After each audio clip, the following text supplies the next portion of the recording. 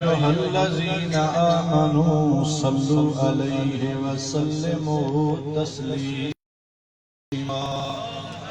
अल्लाहुम्मा सल्लि अला सय्यिदिना व मौलाना मुहम्मद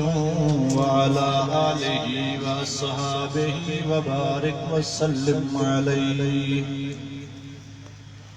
भली कई भावरन जेकी वास वठण आया, तनी खे कांवरन बिना हंधयाव में। निहायती वाजिबुल एहतराम बिरादरान इस्लाम, प्यारी जमात सगोरी, बेहद है बेशुमार तवा समूरी जमात के मुबारक हुजन जो तवा सा सबनी के हिते अचण सा पंजे रहबर मुर्शिद हजरत पीर सिंह रोज़े धनी रहमतुल्लाह अलैह जे रोज़े शरीफ जी ज़ियारत नसीब थी। इया ज़ियारत इया सोहबत जंहिंजे लाइ अल्लाह ताला जल्ल शानहू जो हुकुम आ। ईमान वारो अल्लाह खां रिजो बेनबर ते हुकुम आ वकुनू मा सादिकीन, सच्चन जी सोहबत अख्तियार कयो। असां जो अकीदो ईमान आ त हजरत रोज़े धनी रहमतुल्लाह अलैह अल्लाह जो भी आशिका, मदीने वारे घोट जो भी आशिका, अल्लाह जो सच्चो बानो चेहरन जी ऐं प्रोग्राम जी जेका ताज़गी आ उहा ॿुधाए थी त इहो कमाल हज़रत पीर सिंह रोज़े धनी रहमतुल्लाह अलैह जे रोज़े शरीफ जी ज़ियारत जो। अञा ज़ोर में छो त अॻे जंहिं बि प्रोग्राम में माण्हू वेंदो आहे त ज़ाहिर थकिजी पोइ माण्हू वेंदो आहे। पोइ जॾहिं माण्हू वेहे तकरीर ॿुधे फ्रेश थिए, हिते त अल्हम्दुलिल्लाह पाण आया आहियूं, अचण सां थक लही विया, नथा न थकल। आशिक़ चवंदो आहे ॾिसी दरबार मुर्शिद जी लही विया सूर दुख सारा, भरे अॼु प्यार मो नारो लगायो, ॾिसी दरबार मुर्शिद जी लही विया सूर दुख सारा। अल्लाह ताला जल्ल शानहू अमन वालहू जी ज़ात बाबरकात कुरान मजीद जे 3 सिपारे में इरशाद फरमायो व अम्मस्सा इल फला तनहर, ऐ मुझा सोहना हबीब तुझे दरवाजे ते जेको भी स्वाली बणजी अचे, ऐ मुझा मुस्तफा करीम उन स्वाली के खाली न मोटाए, अचे भली खाली पर वापस रवानो थे तो मुस्तफा करीम जे दरवाजे था झोली रहमत सा भरे भरे। मुझा महबूब स्वाली केड़ो बचे पीर सिंह रोज़े वारे जी मलफूज़ा शरीफ में आ त हिकड़ो शख्स एड़ो अल्लाह जो कामिल वली हुयो, उन जी सोहबत में जेको माण्हू 40 ॾींहं रहे ऐं 40 ॾींहं वो फकीर पंहिंजे सोहबत में रहण वारे के विलायत जी दिस्तार बंदी कराए छॾी। अञा ज़ोर में सुभान अल्लाह।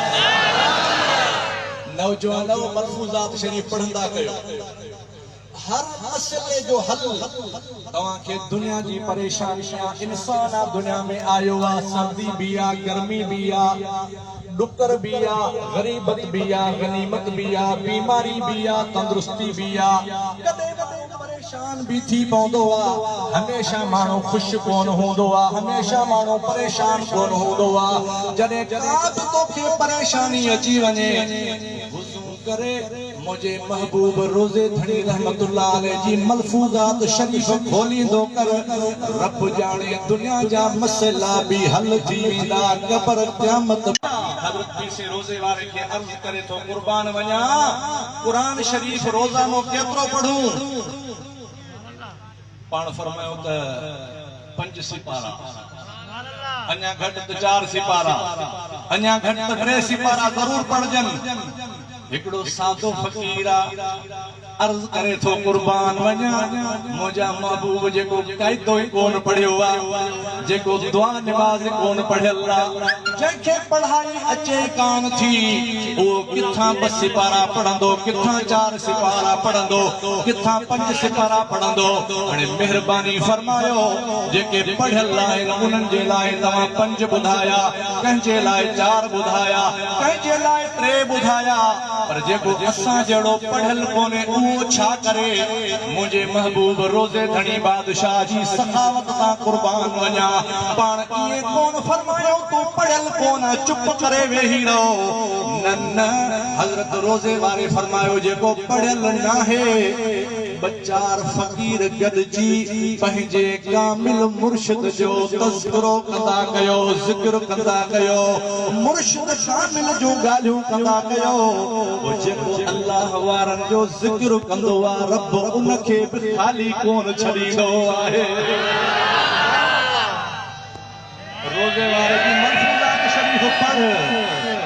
मलफूज़ात शरीफ़ का मामूली गाल काने का पीछे रोज़े वारे फरमायो जॾहिं मुल्कनि में मशहूर थी वियो त हिकिड़ो फ़कीर आहे जेको 40 ॾींहं पंहिंजे मुरीद खे वली करे थो पाण फरमायो त हिकिड़े माण्हू खे दिलि में बुराई पैदा थी उन्ही चयो त इहो केरु आहे जेको 40 ॾींहं थो वली करे मां इन जो इम्तिहान वठण थो वञा पुछे त बाबा उते छा कबो आहे उते साईं खे वुज़ू कराइबो आहे साईं खे मुसलो विछाए ॾिबो आहे साईं खे ताम तयार करे ॾिबो आहे साईं खे पाणी पीआरबो आहे हे आयो आहे दिल में बुराई आहे ज़ाहिरी तरह सां नेक थी आयो आहे ओ फ़कीर तूं 40 ॾींहं माण्हुनि खे फैज़ ॾींदो आहे मां तुंहिंजे दरवाज़े ते आयो आहियां मूंखे बि फैज़ मिले अदा अल्लाह वारा कंहिंजो पर्दो ख्वार कोन कंदा आहिनि अल्लाह वारा कंहिंखे ज़ाहिर कोन कंदा आहिनि अल्लाह वारनि खे सतारी वारी जेका ख़ुदा जी ज़ात बाबरकात जी सिफ़त आहे उन सिफ़त ते अमल हूंदो आहे अल्लाह वारा दुश्मन खे बि सीने सां लगाईंदा तो ॾिठो हूंदो न मुंहिंजे महबूब छट धणी बादशाह चओ सुभान अल्लाह पंहिंजनि खे त महिरबानी फरमाई पर मुंहिंजे महबूब छट धणी बादशाह जो जॾहिं रहमत वारो ककर उठो न त गुलनि खे त पाणी मिलियो पर कंडनि खे बि मिलियो एड़ी करम नवाज़ी फरमाए छड़ियो पंहिंजा पराया इहो पुछबो कोन हुयो अबा केर थींदो आ अबा कंहिंजो मुरीद आ हितां पोइ वञी कंहिंजो मुरीद थींदे न जेको मदरसे में ईंदो हो उनखां न क़ौम पुछबी हुई न पीर जो नालो पुछबो हुयो न बाद में जेको हुनखे करणो आ इहो पुछबो हो जेको दर ते हली ईंदो हो गोॾा खोड़े इल्म पढ़ंदो हो 8 सालनि खां बाद में मुरीद खे बि ओहड़ो जुबो मिलंदो हो उनके भी ओड़ो जुबो मिले उनकी मर्जी आ अगते वनी उनी जी केतरी लज रखे थो पर हिन रोज़े वारे जो कमाल इयो आ जेको ईंदो आ त के खाली कोन मोटाई बुजुर्ग साहब फरमायो बाबा असां जी खिदमत कर 40 दी थिया तोखे असां तोखे पग बदलाईंदासे खलीफत जी विलायत और हिन जी दिल में बुराई शुरू कई वुजू जो पानी भरणो वने ना तडे उनी पानी में मिट्टी विझी उनी के खराब कयो उन जी मानी तैयार करे तडे उनी मानी के मिट्टी में कयो उन जे लाए मुसलो विछाए तो उन में भी एड़ी का हरकत करे छडे 40 ॾींहं हे हरकत कंदो रहियो 40 ॾींहं पूरा थिया बुजुर्ग साहब के जैसे सुभाणे 40 ॾींहं पाण फरमायो तो के 40 ॾींहं पूरा थन त ॾियो और हिन समझो जंहिंखे इहा ख़बर काने त पानी में छाहे मानी में छाहे भाजी में छाहे वुज़ू वारे कमरे में छाहे इन में त आहे कुछ कोन को कीअं माखे वली कंदो हज़रत रोज़े वारनि था जॾहिं 40 ॾींहं जहरी खलीफ़ो आ बीठो मलफूज़ा शरीफ में ईंदो आहे त घोड़ी दरियाह में पेशाब उन्हें बुजुर्ग चयो बाबा फकीर घोड़ी बाहर कढ ना इन दरिया मां अगते केनाल निकरन था वाह निकरन था शाखू निकरन थियो वाटर निकरन था कड़िया निकरन था तो दरिया सजो पलीत करे छडियो चै साईं घोड़ी जे पेशाब करण सां क़िबला साईं दरिया पलीत कोन थींदो आहे पाण फरमान छा जैसे घोड़ी जे पेशाब करण सां दरिया पलीत कोन थींदो आहे अल्लाह वारो जलाल में अची वियो आहे पाण फरमाइनि था 40 ॾींहं जेके बेअद पियो कयूं सभु मूंखे ख़बर आहे 40 ॾींहं तो मुझे पानी में मिलावट कई मुझे वुज़ू वाले पानी में मिलावट कई मुझे खाधे पीते में तो मिलावट कई रब जो कसम मुखा का गाल बुझी काने का पर याद रख जे कने घोड़ी जी पलीत करण सा ई पानी वालो दरिया पलीत कोन थो थे तुझे गुस्ताखी करण सा हे मुझे सीने में जेको मदीने वाले घोट जी मोहब्बत जो समुंद्र ओ समुंद्र कीअं पलीत थींदो उन विलायत ते कीअं असर थींदो कीअं तुझी गुस्ताखी कामयाब थींदी याद रख हिन सीने में कदी भी पलीती कान थींदी आहे हाणे हे पेरनि में किरी पियो आहे क़िबला मांखे माफ़ी दे पाण फरमायो अच तोखे माफ़ी बि ॾियां थो 40 ॾींहं तूं मां वटि रहियो आहे तोखे मां वलीअ बि बनायां थो गुस्ताखियूं माफ़ थी वयूं गलतियूं माफ़ थी वयूं माफ़ी भी मिली वई विलायत भी मिली वई कुर्बान वञा मुझे महबूब रोज़े धनी रहमतुल्लाह अलैहि पाण फरमायो अल्लाह जा कामिल वली ये हूंदा आहिनि जेके अहिड़े खे बि पंहिंजे दरवाज़े तां खाली कोन मोटाईंदा आहिनि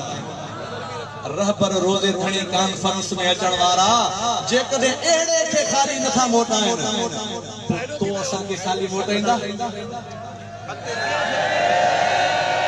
जेके घरों निकरंदा आहियूं तो वुज़ू करे निकरंदा आहियूं घरों निकरंदा आहियूं तो खुशबू लगाए निकरंदा आहियूं माइट पुछंदा आहिनि दोस्त पुछंदा आहिनि तालिब पुछंदा आहिनि साईं अॼु किथे तयारी आहे अॼु तयारी दरगाह शरीफ आहे अॼु तयारी रहबर रोज़े धनी रहमतुल्लाह अलैहि जी दरबार ते आहे पर याद रख मुर्शिद जी दरबार ते मुरीद पंहिंजी कोशिश सां कोन ईंदो आहे मुर्शिद घुराईंदो आहे तॾहिं मुरीद ईंदो पोइ जॾहिं मुर्शिद ईंदो आहे न ही जेका पहिरीं कॉन्फ्रेंस थी हुई इहा मुंहिंजे